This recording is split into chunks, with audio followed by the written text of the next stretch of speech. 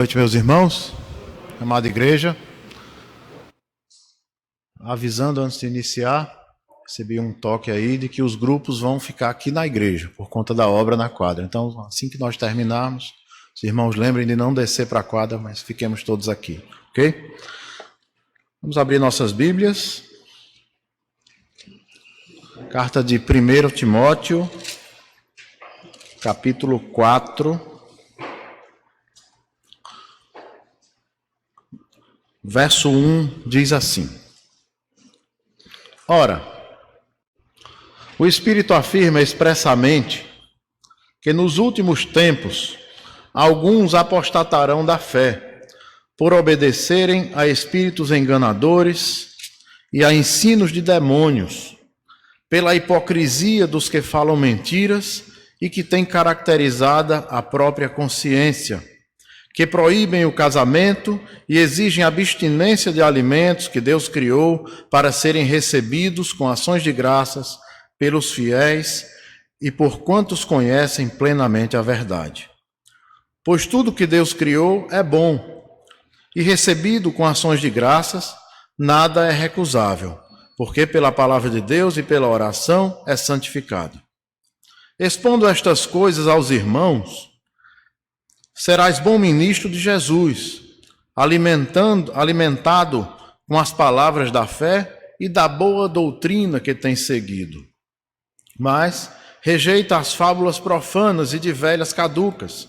Exercita-te pessoalmente na piedade, pois o exercício físico para pouco é proveitoso, mas a piedade para tudo é proveitosa, porque tem a promessa da vida que agora é e da que há de ser.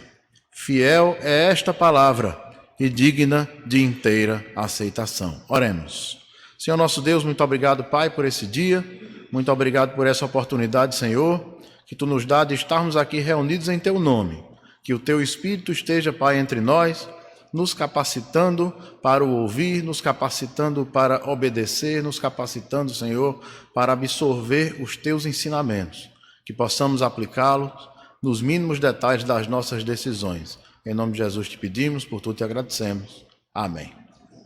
Meus amados irmãos, o mundo hoje não é fácil.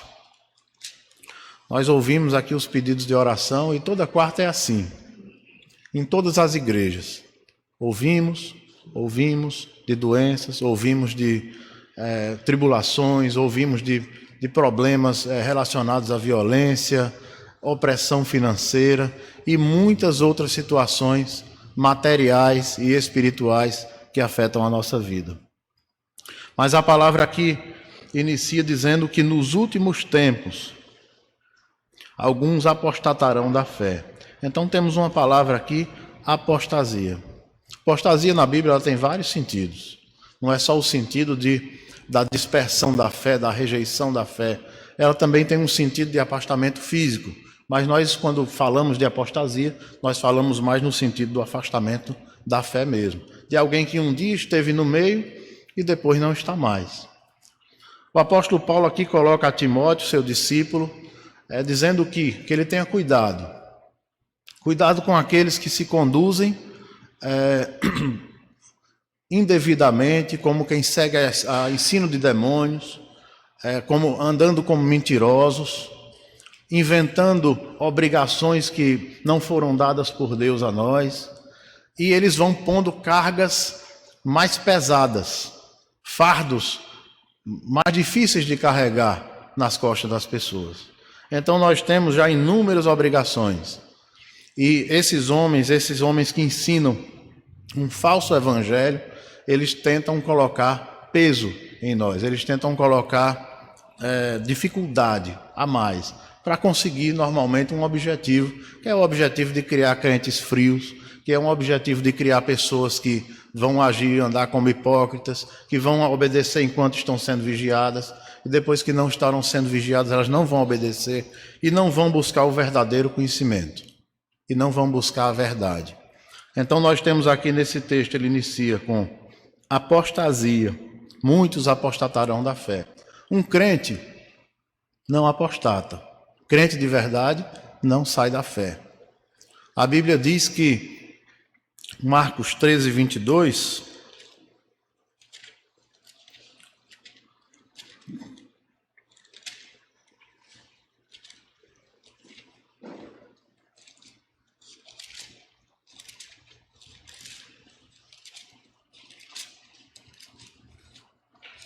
diz o seguinte: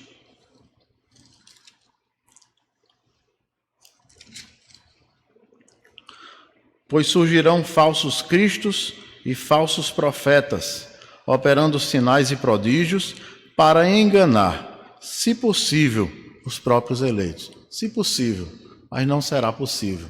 E não é possível enganar um eleito de Deus para fazê-lo apostatar de sua fé. Então esse mal não aplicará-se, não será posto para os verdadeiros crentes. O verdadeiro crente não tem como desfazer uma salvação que ele obteve não por suas obras, ele obteve pela graça de Deus. Então ele não tem poder para destruir a graça de Deus. Mas na segunda parte do texto, Paulo diz a Timóteo o seguinte: se você souber expor aos irmãos, se você souber expor aos que lhe cercam as razões, as nuances, se você souber mostrar esse tipo de heresia, mostrar o caminho correto para as pessoas, ele diz que ele será um bom ministro de Cristo, se ele for capaz de expressar essas coisas. E ele segue aqui no verso 6, dizendo que um bom ministro de Cristo e, consequentemente, um bom crente, ele é alimentado com as palavras da fé, e o bom crente é alimentado da boa doutrina. Então ele já dá aqui uma linha para Timóteo de orientação, que para enfrentar dias de apostasia, para enfrentar tempos difíceis como os que nós enfrentamos hoje, vocês vejam que no início do texto Paulo diz, nos últimos dias. E tem um texto muito parecido com esse na próxima carta a Timóteo, lá no capítulo 3. Nós não vamos ver por questão de tempo e oportunidade. Mas se vocês verem 1 Timóteo, 2 Timóteo capítulo 3, do 1 em diante, vocês vão ver orientações semelhantes, mas com algumas diferenças de termos, de palavras, mas mostra a preocupação permanente do apóstolo Paulo com o seu discípulo, com o seu amigo, com o seu tutelado, que era Timóteo, no tocante a ele lidar com essas situações e com essa dificuldade, até porque era um homem jovem. E Paulo diz que ninguém despreze a tua mocidade, ninguém deve desprezar a tua mocidade. Ou seja, por mais jovem que sejamos, se falamos da palavra de Deus, por mais que você seja velho, seja crente antigo, você tem que baixar a cabeça e ouvir, porque está falando da palavra que tem autoridade. Então, o crente deve ser bem alimentado com as palavras da fé e bem alimentado de boa doutrina. Então, o crente que é bem alimentado de boa doutrina, ele vai rejeitar algumas coisas. Por exemplo, fábulas, aquelas histórias do passado, aquelas superstições que as pessoas contam, os causos, as tradições sem fundo bíblico, ele rejeita. Isso pode, isso não pode. Você não pode comer isso, você não pode ir nesse lugar, nesse dia aqui você tem que fazer isso aqui, tem que guardar certos prazos, certas abstinências, a se abster de algumas práticas, e você vai rejeitar as fábulas profanas e de velhas. E vai ser obrigado a fazer algo, que está aqui no verso 7, que ele fala, e a gente associa muito a disciplinas espirituais. Quando ele diz aqui, exercita-te pessoalmente na piedade. Então, exercitar-se pessoalmente na piedade envolve a alimentação de boa doutrina e envolve a destreza e o aprofundamento nas palavras da fé.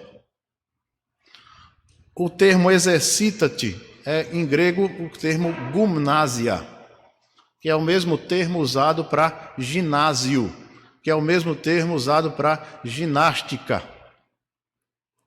Então ele compara aqui o exercício espiritual, a alimentação na piedade e o exercício da fé, há um exercício de um atleta, há um exercício de uma pessoa que busca disciplina física, que busca dominar o seu corpo. Da mesma forma, nós temos que buscar crescer para nos santificar, sairmos de uma situação de meninos na fé e crescermos espiritualmente até nos tornarmos adultos, alimentando-se de comida sólida, como ele diz lá em 1 Coríntios capítulo 3. Então exercita-te na piedade, pois o exercício físico para pouco é proveitoso, mas a piedade para tudo é proveitosa. O exercício físico é muito bom. Nem vou dizer aqui para a Luciana que exercício físico não é necessário, né?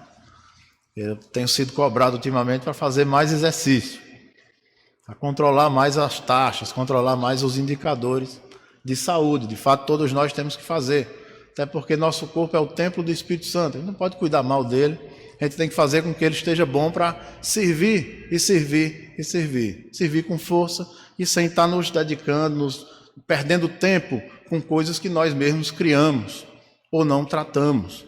Então nós temos que fazer exercício físico. Mas a Bíblia diz aqui, para pouco aproveita. Certo que em comparação ao exercício espiritual, que aproveita-se muito para essa vida dele e também para a próxima. Nós vamos trabalhar para Deus, nós vamos nos exercitar em piedade, criar músculos espirituais, criar estatura espiritual, para podermos glorificar e agradar o nosso Deus. Qual a recompensa disso? Lá na frente receberemos. Lá na eternidade receberemos. E o que faremos com ela? Serviremos ainda mais. E as recompensas e as glórias? Eu anseio fazer como está lá escrito em Apocalipse, dos 24 anciãos que receberam coroas. E o que é que eles fizeram? Depositaram aos pés do Mestre. Depositaram aos pés do Senhor. Então nada é nosso, irmãos. Nada é nosso. Devemos nos exercitar para a glória do Senhor Jesus Cristo. É proveitoso para essa vida e é proveitoso para o futuro, para a vida na eternidade. É tão sério o que Paulo disse aqui, que ele diz no verso 9, ele foi conclusivo. E ele disse, fiel é esta palavra e digna de inteira aceitação. Então ele fez questão de dar um carimbo, de aplicar um selo de veracidade, de aplicar um tom de seriedade muito grande. Ele manda Timóteo, rejeita as fábulas, as histórias de velhas caducas, nada contra as velhinhas, mas Paulo disse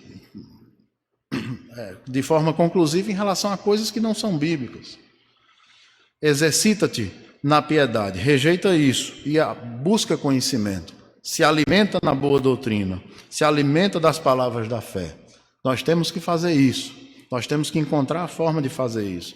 Fazer isso por meio da oração, fazer isso por meio da meditação e da leitura da palavra.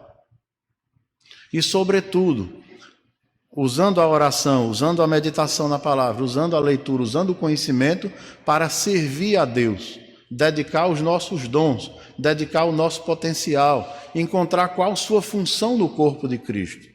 Assim, o tempo difícil que nós vivemos hoje, os tempos de apostasia passarão mais rápido.